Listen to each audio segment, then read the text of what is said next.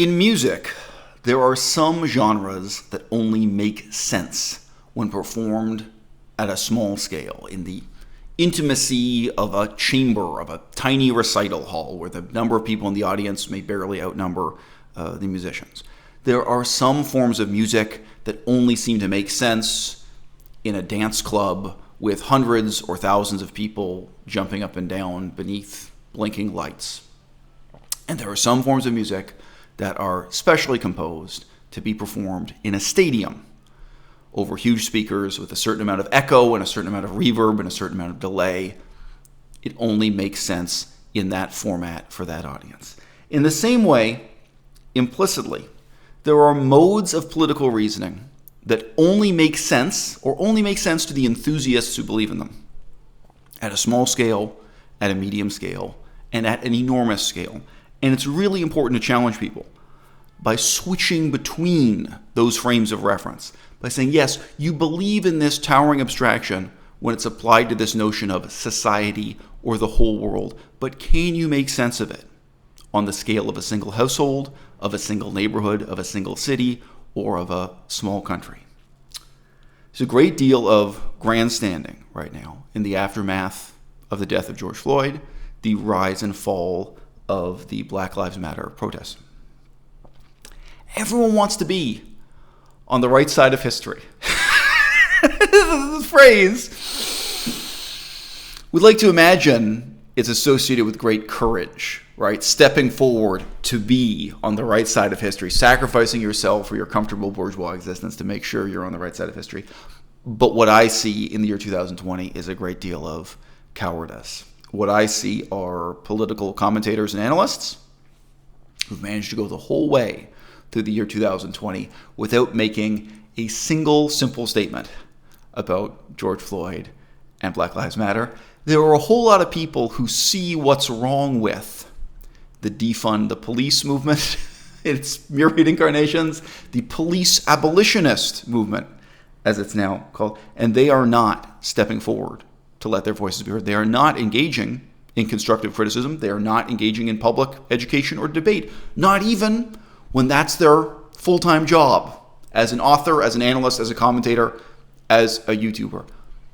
I am aghast to see that J.J. McCullough, supposedly conservative commentator here on YouTube, all these months have gone by. Seems like he just has nothing to say about the death of George Floyd, the rise and fall of Black Lives Matter movement. And here, he's in the same part of Canada I'm in, here in the Pacific Northwest. We're just not that far away from Seattle and Portland, Oregon. We feel the reverberations of these things in that part of the United States of America quite keenly. And there's a great deal to say. And there's a great deal to be learned from mutual analysis. Frankly, there's a great deal to be learned from being wrong and then later noticing that you were wrong and learning from your mistakes. And there is absolutely nothing to be learned from silence. And this kind of defensive silence I see across the whole moderate middle of the political spectrum, all the pragmatists terrified to be on the wrong side of history on this issue. It's really especially shameful. It's really especially blameworthy. What would I say if I had a friend who supported police abolitionism, who supported defunding the police? I'd talk through a few different hypotheticals, and these hypothetical exercises would challenge them not to think about this issue on the largest scale imaginable, on this kind of stunning, grandiose scale of, they will say things like, the whole world will be better if there were no police and there were no prisons and there were no oppression, right? So that's everything is as abstract and generalized as possible. And yet it's much more difficult for them to think it through and come to positive conclusions when we think at the level of a household, a neighborhood, a small country, so on and so forth. What if we had a law saying that within every household, within every home, no policeman shall set foot, no law shall apply, no laws shall ever be enforced? That within the privacy of a home, of a household, the father and mother make up their own sense of right and wrong, carry out their own rules of justice, and the people's court has no business in the bedrooms of the nation. Right? This is a very ancient notion of how to organize a society. And right away, you can think through the terrible implications this would have. What if a family just decides they don't want to put their kids into school? They want to raise their kids illiterate, or they're crazy religious fundamentalists. They don't want their kids going to public school. No. Then we want the government to step in and intervene. What if the father is just an alcoholic who beats up his wife and kids? No. Then we want the government to intervene. In fact, for most people, the center, the pragmatic middle of the political spectrum, even more so on the far left wing, they want all kinds of constant government intervention, all kinds of intrusion of the law and police authority into the privacy of the home on this small scale. How about private businesses? What if we just abolished the police or defunded the police within the four walls of every shop, of every restaurant, of every private business? You say, hey, look, it's up to the employer and the employees to sort out their own sense of justice, their own sense of right and wrong, have their own negotiations and their own conflict resolution mechanisms, and the government and the courts and the police have no place in it. The police officers will never step in. You don't think there are some businesses that would refuse to hire people because they're black? There aren't some businesses that would be racially prejudiced in their hiring practices? You don't think there are some businesses that would refuse customers because they're black? Now again, the whole moderate middle of the political spectrum, and even more on the left wing, actually wants a very active police presence governing all the things corporations and companies do. They don't want to live in a world where black people walk into a car rental business and the owner of the car rental business just says, look, I've had a lot of bad experiences with black customers and I'm not interested in renting to black people anymore. Where they have the freedom to say that and do that and say, hey, it's a private business. The government doesn't regulate this sort of thing. They're at liberty to do business with whomever they choose and to refuse anyone they choose. And if that's on the basis of racial prejudice, of racism, then that's their right. It's their freedom. Nobody, I can't say nobody wants this. There's a radical element of the right wing that wants this kind of lawlessness. There are anarcho-capitalists, there are right-wing libertarians, there are neo-Nazis who want this. But these left-wing people, that's not the kind of society they want to live in. So why are you talking about abolishing the police? Why are you talking about abolishing prisons? Why are you talking about, even at this small scale, it's unthinkable. And as you scale it up and scale it up, in fact, the problems become worse and worse, not better. But somehow you, the hypothetical left-wing person who's bought into this police abolitionism, defund the police, Black Lives Matter movement, they manage to think in the most flattering way possible about this parallel universe in which there are no police and there is no prison system, there's no punishment, there's no oppression, by just describing it as being for all mankind, for all the world, or for that most abstract notion of all, for society, that society would be a better place without policing. Now, there's also a cultural and national level of abstraction here. The internet has changed the world. When I was a kid in Toronto, I knew a lot of immigrants. Probably most people I knew were new immigrants. And a lot of them said things like, back in their own home country, there was no crime of this sort. So you could meet people from all over the world and they'd say, oh, here in Toronto you have graffiti. Back in my old home country, there's no graffiti.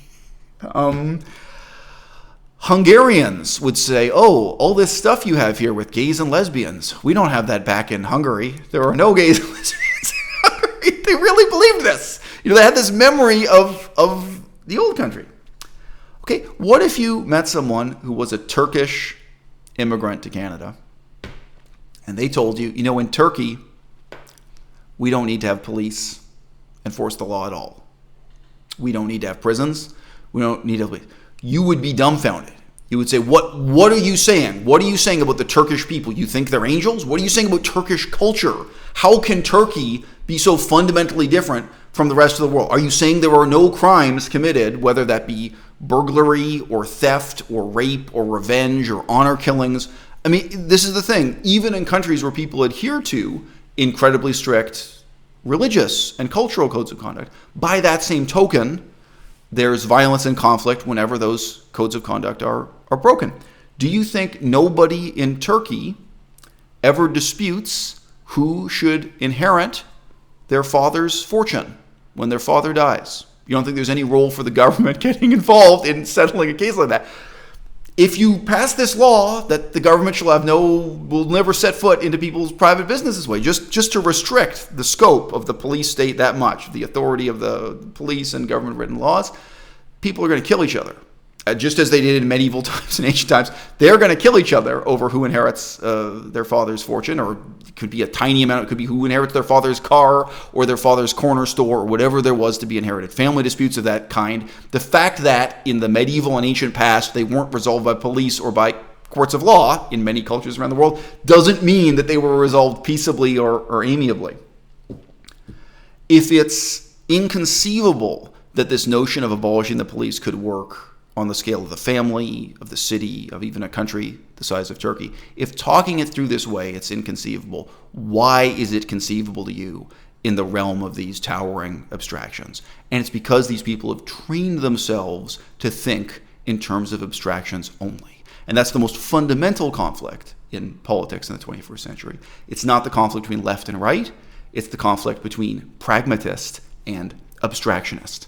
There are those of us who are reasoning from the ground up in the world of tangible things, and there are people who are reasoning from the chalkboard, from abstract equations and formulas drawn on a chalkboard, and then they're trying to take these abstract things and make them real in the real world. And those people, the people who believe in lines on a chalkboard, even if they think they're atheists, even if they think they're secular, they're actually engaging in a religious mindset. They're drawing up ideals. They're then idealizing the world and asking if only the world could live up to these idealized expectations. And down that road is the Spanish Inquisition. There's another very fundamental error, and I've been waiting for someone in my audience to ask me to comment on this. There's a fundamental error in the approach of Black Lives Matter and the whole left wing of the political spectrum. I've been waiting for someone to ask me, what would my solution be for racism in the Western world, looking ahead to what remains of the 21st century and into the 22nd century? The fundamental error that Black Lives Matter is making is that they reason through racism subtractively. They look at a racist society and think that they can simply subtract racism. And it won't work. The way to overcome racism is not by subtracting something negative. It's by adding something positive. You may not have known conscious racists. So people who are racist and who are aware of their racism. They're not in denial about it. I have. And if you get to know those people, they actually do have anecdotes in their lives about meeting a person from this other race that they say they despise or are against, that they would never let their daughter marry, where they really liked the guy and really got along with the guy and they thought he was a great guy, and maybe they're even still friends to this day. And for them, this is not a contradiction as follows. Now, I just mentioned it's not particular to the black versus white divide. This includes the Cambodian versus Vietnamese divide and the Chinese versus Mongolian divide. I am familiar with many forms of racism that are very deeply felt. Another one would be Russians against Jews. It's impossible to exaggerate the intensity of anti-Semitism in Eastern Europe, where they utterly regard Jewish people as a completely different race of man from Russians and Eastern Europeans. But nevertheless, they will have been in some situation in their private life, in their business life, or in some like university.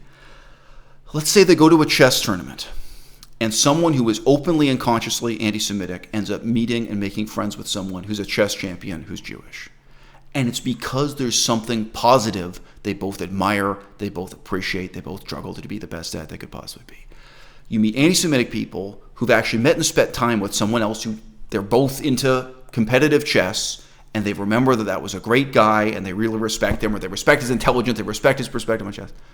You will meet white people who are racist against black people and say terrible things about black people, and they never let their daughter marry a black person.